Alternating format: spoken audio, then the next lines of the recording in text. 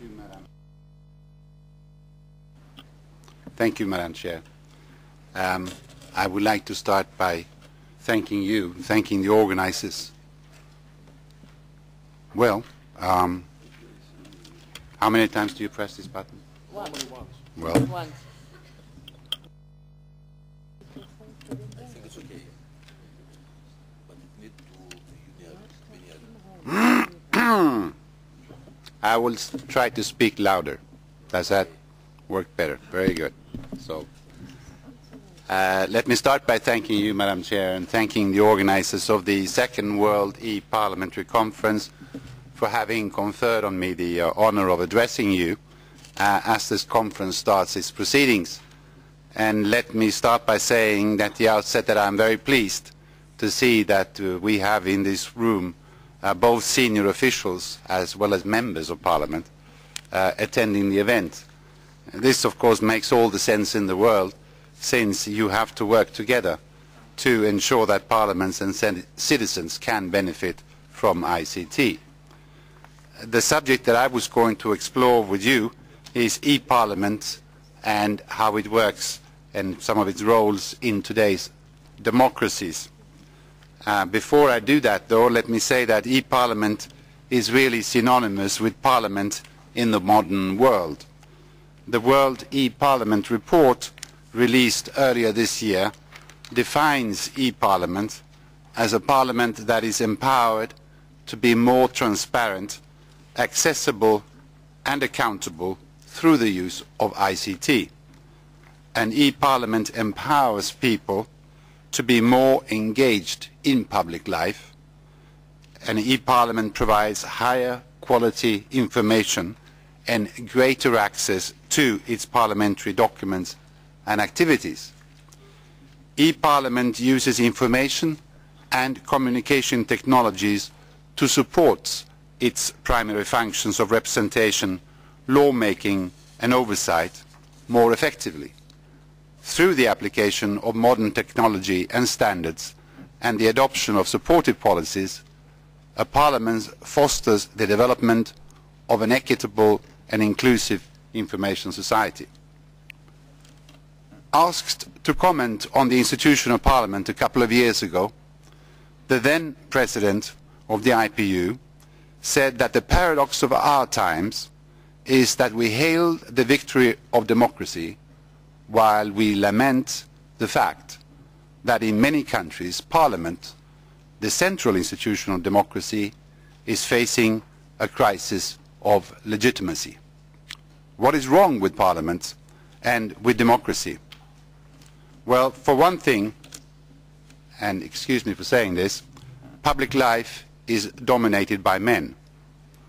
For most of history, and in most countries, government has been a male preserve.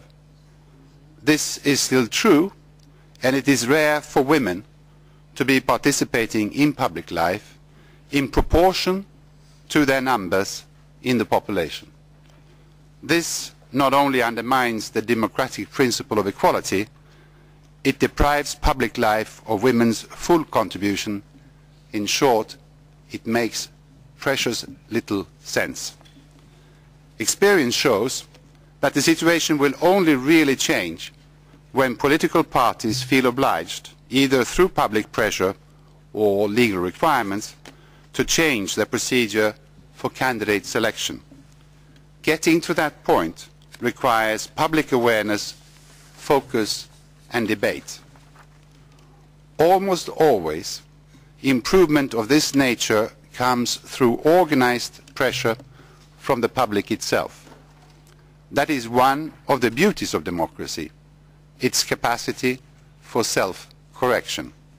In fact, I would argue that the solutions will always involve greater transparency and accountability and, at the end of the day, better access to information. Let me give you a few more examples. One important reason why democracy may be seriously in trouble has to do with corruption. Corruption is usually defined as the abuse of public office for private gain. It contradicts the principle that public office in a democracy is exercised on behalf of the people. Chronic corruption undermines public trust in government and support for the democratic process itself. Paying public servants a decent wages may well help with one side of the problem.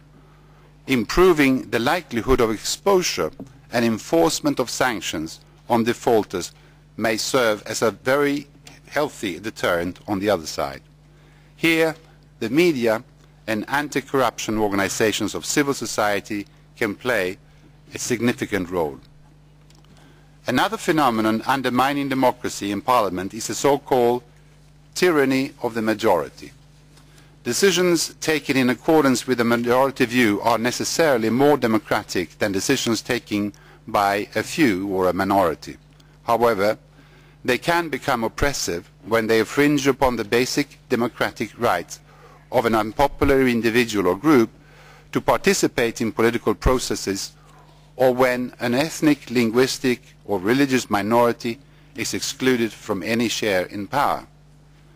Addressing this problem requires constitutional protection of fundamental rights and freedoms, backed by effective law enforcement. The exclusion of minorities from any share in political power can be addressed through the electoral system, through quota provisions, through power-sharing arrangements, and through decentralization of government. Executive control over Parliament also stifles democracy. Where parliaments lack effective independence from the government, whether through inadequate resources and expertise or through tight ruling party control, they are unable to carry out their oversight function effectively, with consequences for the quality of policy and legislation, as well as reduced public accountability of the government. For parliaments to be fully independent of the executive arm of government, they need control of their own staffing, procedures and organisation of business, effective powers of investigation and sufficient resources and expertise to be able to carry out their functions independently. Ensuring that the incentives and sanctions available to party leaderships do not render parliamentarians subservient to government is, however, much more difficult to legislate. Lack of pluralism in the media constitutes another negative element. The key requirement for the communication media in a democracy is pluralism, multiple sources of information and diversity of views and opinions. This diversity can be threatened from two directions: from government through the control of public media or more subtle forms of pressure and censorship, and from the private sector when there is undue concentration of ownership of different forms of media. Government control of or interference in publicly funded broadcasting can best be prevented by establishing an independent broadcasting authority with a politically inclusive or non-partisan membership. Concentrations of media ownership can be addressed through legally enforceable limits on ownership, including cross-media interests. And then, of course, there is public apathy. Loss of public interest in politics, of confidence in government and of belief in the value of the democratic process poses dangers to the survival of democracy itself. It is usually symptomatic of something seriously wrong with the system of government and of a widespread sense that people are powerless to change or influence it. There is little evidence that people anywhere have lost interest in the major issues that affect their lives. Rather, many have lost confidence in the institutions of representative democracy to do much about those issues, and in their own ability to influence those institutions. Improved electoral choice, more effective and responsive government, and better political leadership are all needed. There is no single one solution. The common denominator in all of the points that I have referred to here is ensuring that citizens have the information which is indispensable to ensuring the genuine exercise of their participatory rights. ICT is a powerful tool to achieve this objective. To improve citizens' access to information about firstly the role of Parliament, secondly the legislative agenda, and thirdly the activities of their elected representatives. Today, only a small number of parliaments are harnessing these tools effectively. Doing that job better will require political choices which can seem minor, but which ultimately have a major impact on the quality of democracy and its evolution in coming years. Just as we make choices in our daily life, so parliaments make choices about the kind of institutions that they want to be. Does Parliament see itself as a closed institution that needs to protect itself from the intrusive glare of the outside world, or as a dynamic, vibrant institution that is keen to establish links with the citizens that elect it? When IPU puts this question to Parliament, albeit formulated in a somewhat less tendentious manner, they nevertheless clearly told us that their objective was to be more transparent, more accessible and more accountable to their citizens. And they gave us many examples of good practice that can inspire others. Decisions about moving towards an e-parliament are first and foremost political. After all, deciding to make draft legislation available to the public amounts to opening up the institution to scrutiny, questions and frequently criticism. Yet democratic dialogue, where people are able to express their opinion on the matters that concern them, is fundamental to democracy. We should not fear dialogue, but embrace the possibilities that ICT offers to enhance it. Nor should we be concerned when people ask, well, how can we do this? Or say that they do not have the necessary technical skills. The experience and expertise that is assembled in this room, for example, has already found solutions to most of the technology problems. I am confident that collectively you will be able to find solutions to the new and emerging challenges. The way forward, therefore, is through collaboration, and we are all in this together. From the very beginning, UNDESA and the IPU embarked on a systemic approach to e-Parliament. It resulted in the Global Centre for ICT in Parliament that was established at the World Summit on the Information Society in Tunis in 2005. That was only 3 years ago. Few would have imagined the incredible progress we and you have made since then. In little more than 2 years, we have produced the 2008 World e-Parliament Report, held the first World e-Parliamentary Conference in Geneva, undertaken a whole host of activities, and established a network of individuals and institutions which today are represented at this second World e-Parliament Conference through more than 100 delegations.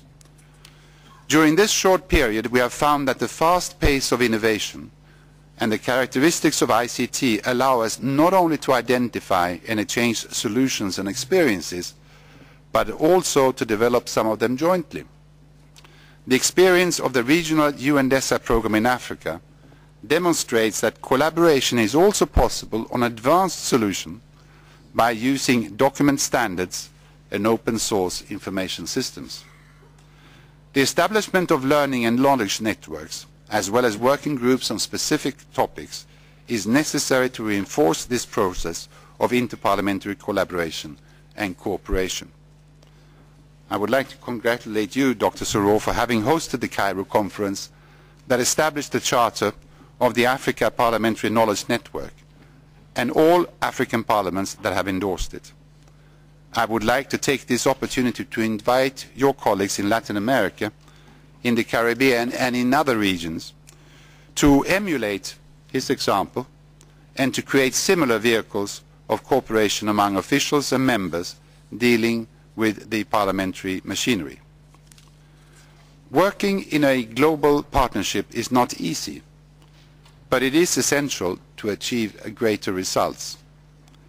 Under such a framework, asymmetric coalitions of parliaments, universities, international organizations can respond to the call for assistance from assemblies in poorer nations by pooling resources, be they human or financial resources, or substantive specific expertise and knowledge.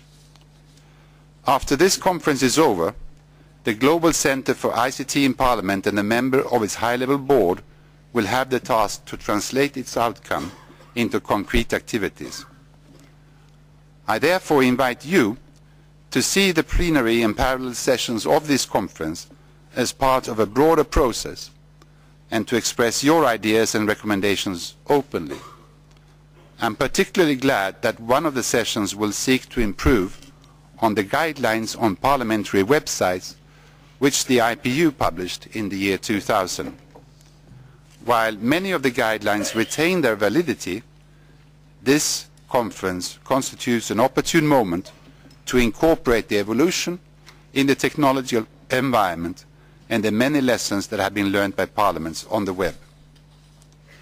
I would like to end by inviting the donors and international law agencies to join this process with UNDESA and the IPU and to support them for the benefit of all. I call on the Global Centre for ICT in Parliament to pursue its efforts to build a forum for collaboration among the parliamentary community, and I call on you, parliamentarians and parliamentary staff, to be leaders in the move towards more transparent, accessible, accountable and effective parliaments. Thank you very much.